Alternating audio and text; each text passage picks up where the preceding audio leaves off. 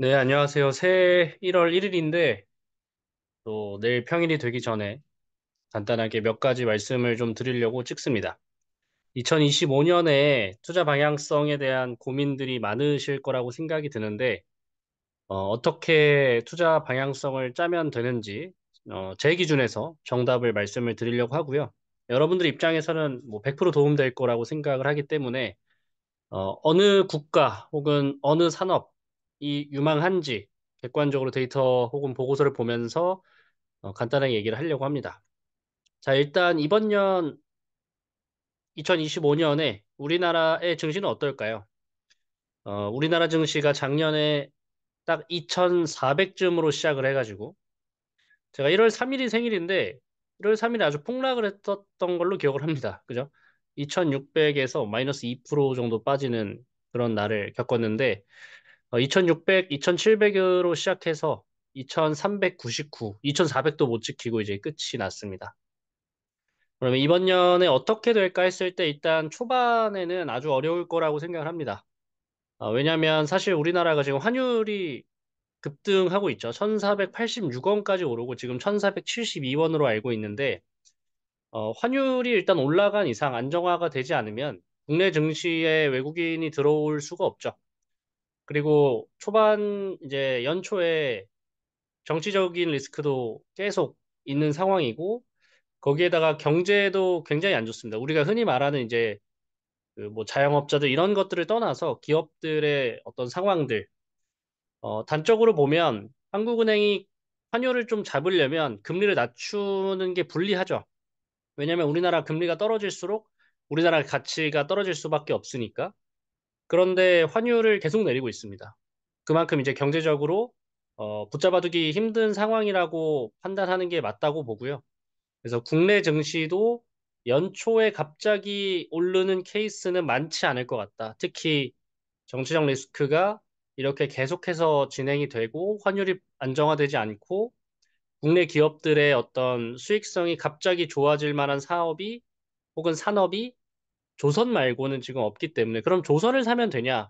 그것도 아니에요. 조선은 이제 많이 올랐기 때문에 혹은 우리나라 증시가 빠지면 결국 조선에도 영향이 가기 때문에 섣부르게 국내 증시에 투자하기가 좀 어려운 상황이라고 개인적으로 생각을 합니다.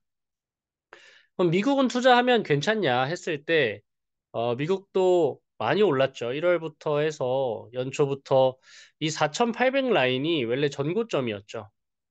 그 이때 전고점이 보면 4,800 라인이 전고점이었는데 이번 년 초에 전고점을 가볍게 뚫고 5,000, 뭐 6,000까지도 올라갔는데 여기서 이제 반등할 거냐 말 거냐는 결국 이 지지선이 중요하겠죠. 21선 지지를 아마 못 받으면 쉽지 않은 상황일 거예요. 이때랑은 좀 다릅니다. 그죠?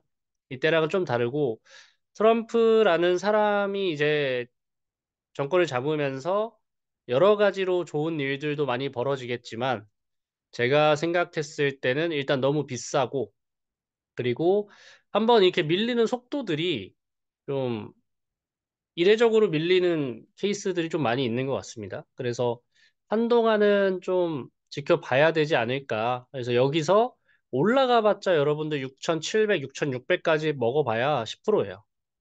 근데 하방이 지금 5,200까지 뚫려 있거든요. 그러니까 여기까지 떨어지는 거 감안하고 여기에 들어가기에는 이게 쉽지 않은 상황이고, 제가 말씀드리는 부분들은 1년 동안 뭐 S&P 500 꾸준히 투자하면 돈을 벌겠지라고 생각하는 분들한테 말씀드리는 겁니다. 저처럼 그냥 연금을 하거나 꾸준하게 납부하는 사람들 입장, 뭐 20년 뒤, 30년 뒤에 쓸 거다 하시는 분들은 그냥 꾸준하게 납부하시면 되고요.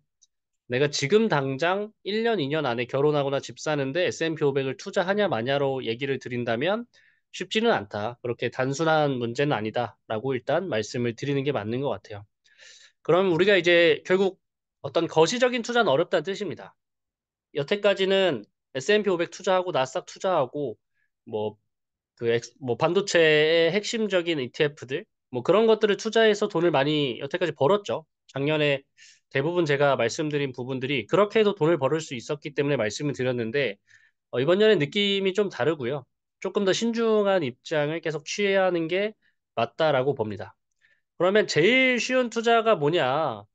뭐 지금 말만 들으면 뭐 투자하지 말라는 거냐? 아니죠. 제가 이제 지속적으로 말씀드렸지만 채권 관련한 관심을 지속적으로 가지시는 게 맞습니다. 지금 굉장히 싼 상황이죠. 굉장히 저렴한 상황이고, 지금 87불까지 내려왔는데 전 저점이 82불이에요. 어차피 이거 82불까지 떨어지는 거 각오하고 적립식으로 매수하시면 굉장히 좋은 상황이고요.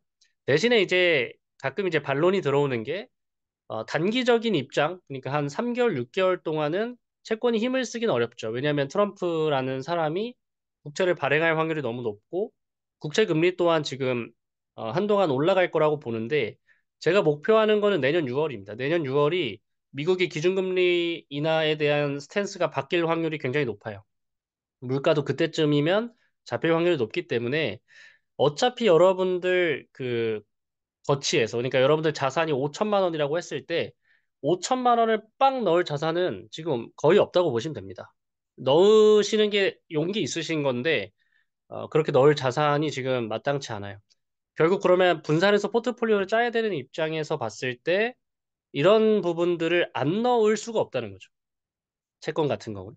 그래서 단기채나 장기채 이런 부분들을 상관없습니다. 이제 단기채는 단기적으로 유리하실 거고 장기채는 장기적으로 유리하실 텐데 둘 다 결국은 여러분들한테 도움이 될 거라고 보고 있고 원래 미국채를 많이 말씀드렸는데 아까 맨 처음 말씀드렸다시피 한국 금리 인하가 훨씬 더 쉬운 상황이 됐어요. 왜냐하면 미국은 경제가 너무 좋다 보니까 인플레가 너무 높다 보니까 금리를 예정대로 낮추기가 참 어려워졌어요. 경제가 좋아서 아이러니하죠. 근데 우리나라는 경제가 너무 안 좋다 보니까 인하가 계속되고 있어요. 이제 그런 부분들을 고려했을 때 한국 국채에 대한 부분도 관심을 가지시면 나쁠 건 없다라는 생각이 어느 정도 기저에 깔려 있습니다. 채권 사실 때 꼭 거치식 말고 그러니까 목돈으로 빵 넣지 마시고 적립식으로 넣는 것만 생각을 해주시고 지금 역사적으로 저점에 가깝기 때문에 여러분들이 투자하시기 굉장히 편리하다. 여러분들이 주식으로 치면 저평가 받는 주식, 그러니까 주가가 가치 대비 저렴한 주식을 찾으시는 거와 똑같은 이치예요, 지금. 그러니까 굳이 멀리 가지 마시고 쉬운 투자를 먼저 깔아두시고 확률이 높은 투자를 깔아두시고 그 이후에 여러분들이 원하시는 투자를 하시는 게 저는 적합하다고 생각을 합니다. 여기까지는 뭐 충분히 이해하셨을 거라고 보고요. 좀 더 디테일한 자료를 보려고 합니다. 일단은 증시 일정부터 보면 좋겠죠.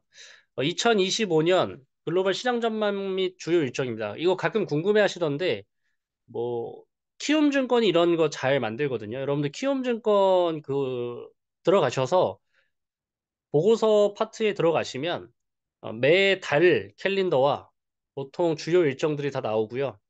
그리고 팁을 드리면 네이버에 정부 부처 주요 일정이라고 치시면 다음 주에 있을 정부에서 일어날 주요 일정들이 나옵니다. 그래서 그런 것들 참고하시고 그런 것들은 제가 나중에 팁으로 한 번에 좀 영상을 남기도록 할게요. 일단 1월에 중요한 거는 그 우리 헬스케어 제약 관련해서 CES 2025 이 첫 번째로 중요하고요.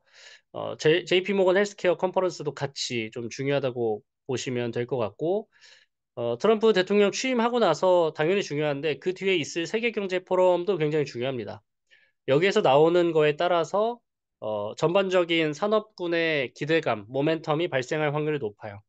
그래서 1월에 중요한 것들이 좀 많이 몰려 있고 그 뒤에 이제 FOMC 회의 일본 BOJ에 따라서 금리도 좀 결정되겠죠. 그래서 1월이 사실 제일 중요하다 이런 경우가 많지는 않은데 아주 중요합니다. 그래서 굉장히 중요한 모멘텀들이 많이 발생할 거라서 뭐 여러분들이 아실 건 없고 1월에 이런 모멘텀들이 생기는 걸 제가 정리해서 알려드리려고 합니다. 그리고 그 연준에서 중요하다고 생각하는 몇 가지가 있는데 이 녹색 경제라는 거를 잠시 기억을 해주시면 좋을 것 같아요. 제가 생각했을 때 결국 어떤 기후, 환경 이런 부분들을 신경을 안 쓸 수가 없는 상황이라고 뭐 저도 조금 얕게 공부했지만 그런 상황이라고 합니다. 그래서 기후에 대한 얘기가 제가 이것저것 찾아보니까 좀 많이 나오는 것 같고요. 그리고 이 뒤에 나오는 그 중국의 관세 대응력. 그러니까 결국 미중이 또 싸울 겁니다. 그럼 미중이 싸우면 어느 나라가 힘들까요? 우리나라가 힘들겠죠. 결국 이제 우리나라의 영향, 그리고 중국도 미국에 대해서 서로 이제 어느 정도의 무역 전쟁을 또 한 번 이어가지 않을까 싶은데, 2010, 6년, 7년, 8년 뭐 이쯤에 있었던 일만큼 강하게 일어나지 않을 거라는 게 전망이긴 하지만 어느 정도 좀 대비를 혹은 좀 보수적인 텐션을 갖추는 게 낫지 않을까라는 생각이 듭니다. 그래서 이 두 가지 정도만 여기선 기억을 해주시면 좋을 것 같고요. 1월 트럼프가 온다. 이 보고서가 조금 중요한데요. 좀 복합적인 걸 좀 말씀을 드릴게요. 일단 보셨을 때 이 조선만 이게 돼 있고 금융주가 이렇게 돼 있잖아요. 뭐 헬스케어도 조금 있긴 한데 제가 뒤에서 보여드릴 건데 어느 정도 여러분들이 우리나라의 산업 전반적인 것들이 쉽지는 않을 거라는 것만 기억을 좀 해주시면 좋을 것 같아요. 이게 월간 상대 수익률이거든요. 근데 조선 말고는 지금 거의 주가가 화장품 정도? 이거 말고는 지금 어려워요. 근데 어려운데 올라가겠지라고 투자하는 건 제가 제일 싫어하는 투자 방법이라고 지속적으로 말씀을 드리잖아요. 그래서 그런 부분들을 보고 산업 중에 어느 곳이 그래도 나은지 좀 보여드리도록 하겠습니다. 일단은 보고서에 따라서 트럼프에 대한 걱정, 이런 얘기 제가 말씀드린 것처럼 있고요. 근데 대부분의 그 보고서들, 그러니까 국내 보고서의 거시경제에서는 다 반등할 거라고 해요. 근데 그렇지 않습니다, 여러분들. 그럴 수가 없고, 그리고 코스피 전망치 이런 거 보실 필요 없어요. 제가 맨 처음 투자 시작할 때 생각해보면 막 코스피 전망치를 많이 믿었거든요. 왜냐면 그래도 증권사에서 똑똑한 사람들이 하는 거니까. 절대 보실 필요 없어요. 절대 보실 필요 없고, 여러분들이 투자하는 곳에만 관심을 가지시면 됩니다. 일단은 그렇게 말씀드리고, 일단은 쭉쭉 넘어가서 제가 보여드리고 싶은 것만 보여드리도록 할게요. 여기가 중요합니다. 트럼프 1기 공약. 이때 그 과거입니다. 과거. 감세 및 규제 완화, 초굴 관세, 불법 체류자 추방. 이게 이제 1기 공약과 이행 시기예요. 근데 이번에 2기죠. 트럼프 2기. 똑같아요. 이민자 추방, 보편적 관세 및 대중국 관세, 우크라이나 전쟁 종식, 낙태금지법 미서명, 기후 규제 완화. 그럼 결국 우리가 여기서 뭔가 포인트로 잡을 건 뭐 2번과 7번이겠죠, 또. 아까 제가 보여드린 것처럼. 그러니까 이 부분들을 우리가 투자로서 어떻게 이어나갈 수 있는지에 대한 공부를 하는 게 이번 년에 아주 중요한 키포인트일 거라고 생각을 합니다. 그래서 여러분들이 공부할 게 뭐 이번에 AI나 이런 부분도 많겠지만 이런 것과 관련한 어떤 알고리즘, 공부들, 독서, 책 이런 부분들도 충분히 고민을 해보시면 좋을 것 같고요. 요즘 트럼프와 관련된 혹은 미국과 관련된 책들이 엄청 많이 나오고 있어요. 퀄리티가 굉장히 높습니다. 그래서 그런 책들을 혹시 보고 싶으시면 저한테 말씀해 주시면 제가 좀 추천을 드려서 같이 공부해도 좋을 것 같다라는 생각이 듭니다. 어쨌든 미국이 최고입니다. 압도적인 세계 최고가 됐고요. 그래서 저는 어지간하면 여러분들이 어떤 자산을 사든 간에 달러가 있기를 바랍니다. 우리나라의 원화 자산만 있기에는 안 좋을 확률이 매우 높기 때문에 좀 어떤 방식으로든 간에 달러를 사셨으면 좋겠고요. 2018년 넘어가고요. 쭉쭉쭉 넘어가서 이런 게 이제 제가 싫어하는 포인트긴 합니다. 더 나빠질 게 없을 때 산다 해서 더 나빠진다니까요, 정말로. 예, 더 나빠질 게 없을 것 같은 데서 더 나빠져요.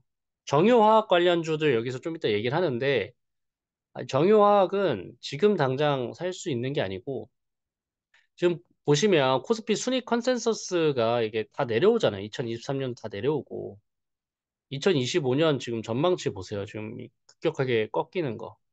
그러니까 지금 좋은 상황이야. 그러니까 여기서 이렇게 된다고요, 갑자기? 어떻게 그런 일이 발생할 수 있죠? 이게 쉽지 않다. 모멘텀이 있어야 되는데 우리나라가 지금 쉽지 않은 상황이고요. 그러면 이 업종 중에 딱 뛰는 데가 몇 개 있다는 거죠. 그나마 몇 개 뛰냐. 첫 번째, 반도체 뛰고요.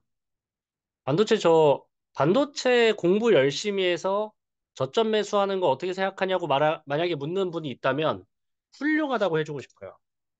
가능할 것 같아요. 대신 공부를 해봐야겠지만.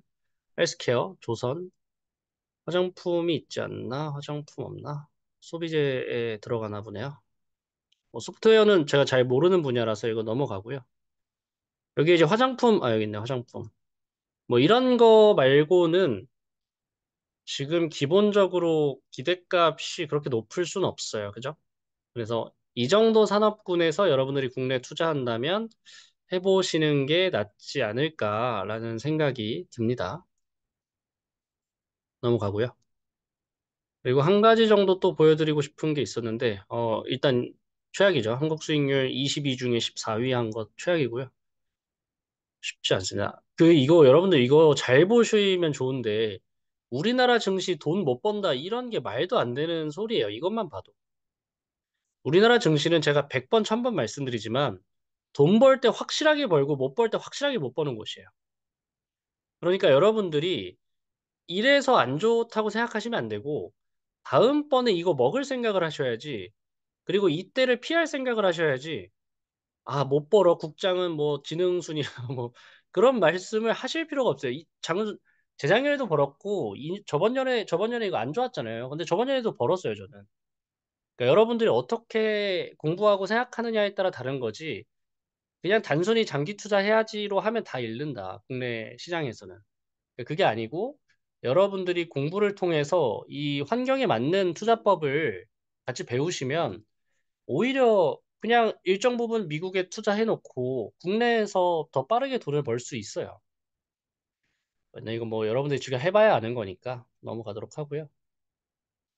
기준금리가 좀 높게 잡혀 있는 것만 기억을 해주셨으면 좋겠고, 금리가 쉽게 떨어지진 않을 겁니다. 그럼 금리가 쉽게 떨어지지 않으니까 세금적인 부분도 쉽지 않을 거고요. 아, 죄송해요. 채권에 대한 부분도 쉽지 않을 거고요. 단기적으로 보지 마시고 조금 내년 6월까지 보시면 될 것 같고요. M7이라고 있죠. 매그니피센트 7에서 우리가 플러스 브로드컴 얘기가 자꾸 나옵니다. 그래서 이거 브로드컴까지만 기억을 좀 해주시면 좋을 것 같고요. 나머지는 넘어가고, 여기를 좀 봅시다. 여기가 제일 중요하고, 이런 자료를 만드는 건 증권사가 아주 훌륭한 것 같아요. 자, 여러분들 주식을 하실 때 맨 처음에 배우는 게 밸류에이션이죠. 저랑 공부하신 분들은 그러니까 이 기업의 가치가 어떤지 느낌적으로 아는 거를 제가 이제 가르치죠. 왜 그러냐면 당근마켓에 여러분들이 아이패드를 1000만 원에 올리면 안 산다고요. 왜 안 사냐면 아이패드가 1000만 원의 가치를 안 한다는 걸 알기 때문에 안 사는 거예요. 그렇죠? 근데 여러분들이 왜 이상한 주식을 사냐면 아이패드가 1000만 원인 게 싼지 비싼지를 판단을 못 하기 때문에 그런 거에 손이 가시는 거예요. 2차 전지 고점에 물리신 분들, 네이버 카카오, 삼성전자, 그러니까 전부 다 왜 고점에 물리냐면 터무니없이 비싼 가격인 거를 판단을 못 하기 때문에 그래요. 그러면 터무니없이 비싼 가격을 어떻게 도망갈 거냐, 어떻게 피할 거냐. 이 PR이라고 하는 거에 대한 기본적 개념이 있으셔야 된다 이거죠. 내가 식당을 차렸는데 매년 1억의 순이익을 남기는 식당을 제가 갖고 있습니다. 이거를 제가 힘들어서 팔 거예요. 1억에 파는 사람이 있어요? 매년 1억의 순이익이 발생하는 식당을 1억에 넘겨서 파는 사람이 있을까요? 절대 없죠. 그럼 바보가 어디 있어요? 최소 PER 5배를 한다고요. 내 식당은 1억을 매년 벌기 때문에 너한테 넘길 때는 5억에 넘겨야겠는데? 이렇게 해서 넘기는 거잖아요. 신사임당 유튜버 20억에 팔았죠. 거기도 아마 PER 4배인가 5배를 해서 팔았을 거예요.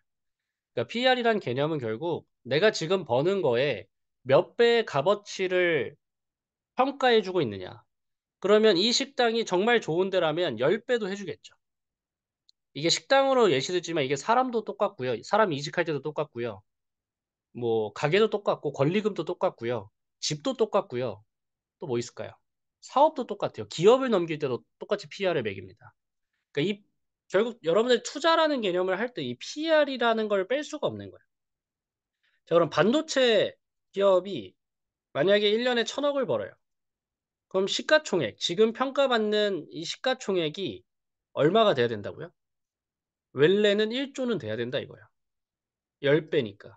반도체 PER은 10배니까 보편적으로 10배라고 제가 가르쳐 드렸죠. 1000억에 10배에서 1조가 돼야 되는데 지금 시가총액을 보니까 5000억밖에 안 돼 있다.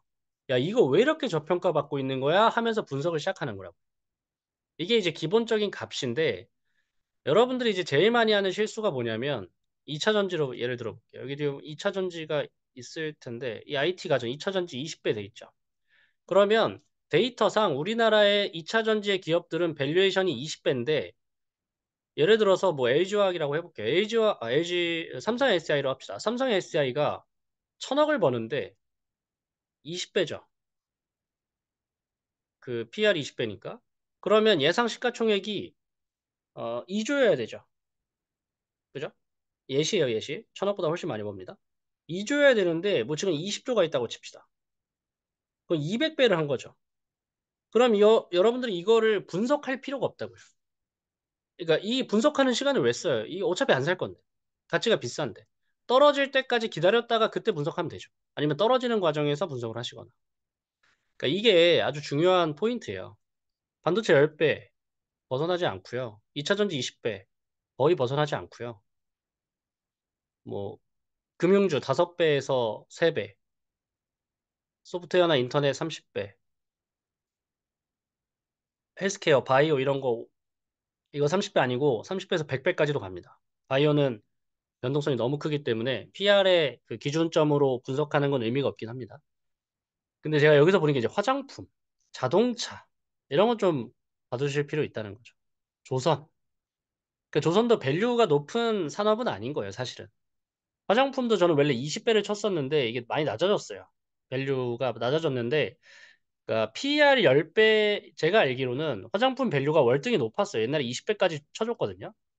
근데 10배로 떨어진 게 이제 미중 무역 전쟁 관련해서 이제 뭐 외국인들도 안 들어오고 화장품의 어떤 경쟁력도 많이 밀리고 하면서 떨어졌단 말이에요. 근데 이번 년에 이렇게 확 올랐죠. 유럽이랑 미국 수출이 잘 뚫리면서.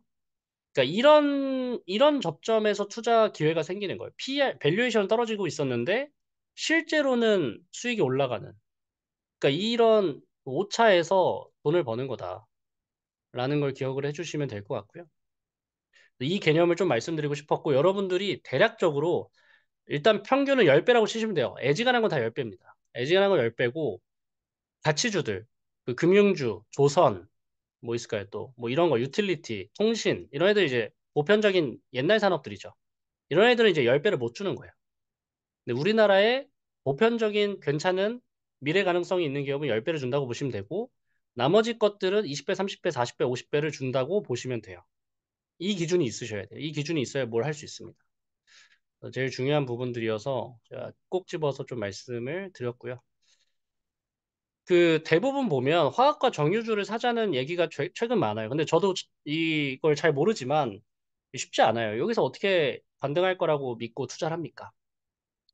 그래서 가급적 좀 쉽지 않은 상황이라고 보시면 될 것 같고 뭐 2차전지 이런 것도 똑같죠. 이걸 어떻게 쉽게 살 수 있을까요? 쉬운 상황은 아니고요. 근데 얘는 다르다는 거죠. 이런 느낌. 이런 느낌의 그걸 찾으셔야 된다는 거죠. 누가 봐도 다르잖아요. 얘랑 뭐 투자하실래요? 이렇게 내려오는 거랑 이렇게 올라가는 거. 당연히 얘가 분석적으로 시간을 쓰기에 자료를 모으시기에 공부하시기에 이가 더 나을 수밖에 없다 이거죠. 건설 쉽지 않을 거고요. 항공 요즘 계속 궁금한데 뭐 제가 항공주 이게 대한항공이 어느 정도 아시아나 모멘 그 합병하죠. 아시아나 합병이고 전반적으로 항공이 사실 다 합병되는 추세잖아요. 그죠?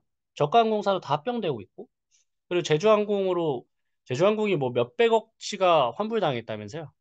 제주항공은 거의 뭐 주가적으로는 힘들 건데 그래서 전 대형항공사가 반사이익을 볼 거라고 생각을 했거든요. 그러니까 대한항공의 주가가 좀 오르지 않을까 했는데 신기하게도 안 오르더라고요. 모르겠어요. 대한항공이 당연히 오르지 않을까 싶었는데 일단은 뭐 투자는 안 해서 제가 정확히 모르지만 이런 우주항공 일단 공부해도 이런 걸 공부하는 게 낫지 않겠냐 이거. 의류 넘어가고 호텔 레저 넘어가고 필수 소비재는 모르겠습니다. 뭐 삼양식품 요즘 이런 거 엄청 핫하죠. 반도체는 제 완전히 갈릴 것 같아요. 도태되는 데는 완전히 도태될 거고 근데 저점이긴 합니다. 거의 모든 종목이 저점이야. 마이너스 거의 한 70%, 80%까지 간 종목이 절반 이상이기 때문에 저는 지금부터 반도체 공부해서 쌀 때 사두겠다라고 하시는 분이 있다면 박수 쳐드리고 싶습니다. 헬스케어 괜찮죠? 근데 좀 이게 오차가 커요. 그래서 좀 뭐 항상 헬스케어, 제약, 바이오 이런 애들은 조심하시고요. 금융주는 저라면 지금은 투자를 못할 것 같습니다. 유가 유틸리티. 까지 해가지고 어느 증권사의 자료였나요, 이게? 하나투자증권의 자료를 봤고요. 산업전망도를 보겠습니다. 기상청으로 이제 산업전망도를 봤는데, 자, 매우 긍정을 찾아볼까요? 어디에도 찾아볼 수가 없어요. 증권사 리포트는 굉장히 보수적으로 잘 나오죠. 아니, 그러니까 긍정적으로, 낙관적으로 나오는데, 뭐 어디를 봐도 이게 없습니다. 그나마 긍정이라고 하는 친구들, 제가 아까 보여드렸던 화장품, 항공 얘기 살짝 드렸고, 반도체, 조선, 뭐 이 정도밖에 없어요, 결국. 제가 지금 안 친 거는 저도 잘 판단이 안 되는 애들입니다. 항공 말고 우주항공은 잘 모르겠어요. 이런 것들을 좀 보시면서 여러분들이 생각을 어느 정도 해야 된다. 일단 전체적으로 안 좋아요. 전반적으로 안 좋다고 보시면 되고, 그 중에서 내가 틈새로 살 게 뭔가 했을 때 여러분들이 공부하면 공부할수록 채권에 관심을 가지실 수밖에 없어요. 여러분들이 지금 투자할 수 있는 거 딱 말씀드릴게요, 제가. 여러분 제가 속어법으로 딱 말씀드려 볼게요. 국내 주식, 미국 주식, 국내 ETF, 미국 ETF. 이게 여러분들이 살 수 있는 공격 자산의 최대치 아니에요? 이거 말고 여러분들이 뭘 사시겠어요? 그죠? 그러니까 국내 ETF는 산업이라고 하겠습니다. 여기는 뭐 산업 및 국가라고 할게요. 뭐 코덱스 200 이런 거 투자하시는 분은 없지만 S&P 500에 투자하는 사람이 있으니까.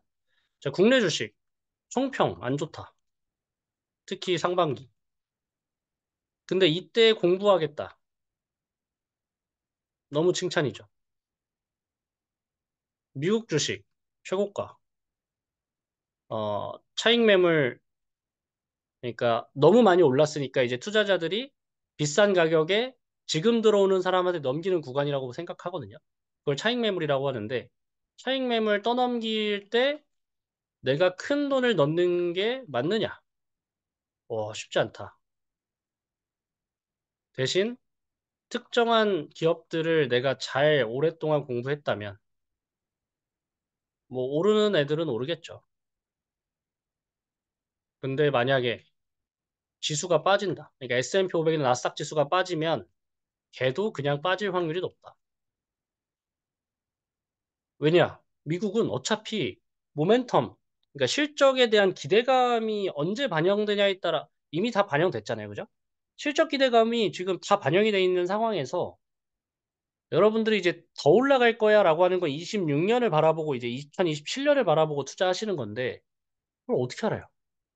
컨센서스가 거기서 이제 하나 딱 삐그러지면 돈 날라가는 겁니다. 뭐 기다리면 오르겠죠 하시면 제가 할 말은 없는데 뭐 그거는 자유롭게 하시면 될 것 같고요. 산업 그 전망 보셨죠? 쉽지 않다. S&P 500 10년 뒤에 쓸 거면 상관없다.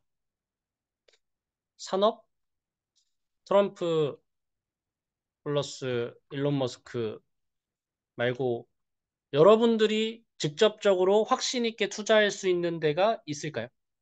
쉽지 않아요. 쉽지 않아요. 정말 쉽지 않아요. 저도 이런 거 많이 하는 사람인데 못 찾는데 여러분들이 이거를 정확하게 찝어낸다는 건 제가 봤을 때 쉽지 않은 것 같아요. 뭐 다른 사람들이 그게 좋다더라 이런 거 말고요. 수치적으로. 실적이 실제로 그 산업군과 기업이 크게 성장하는 그런 게 있으면 말씀을 해주시면 좋을 것 같아요. 여기까지가 공격자산이에요. 원금을 크게 잃을 수 있는 자산들을 공격자산이라고 하죠. 안전자산은요? 원금을 잃을 수는 있지만 적게 잃는 자산들. 첫 번째, 달러. 두 번째, 금, 채권이죠. 달러 1486원까지 올랐어요. 여기서 산다고요? 글쎄요. 금, 한 돈에 50만 원. 여기서 산다고요? 채권, 82불이 저점인데 87불이라고요?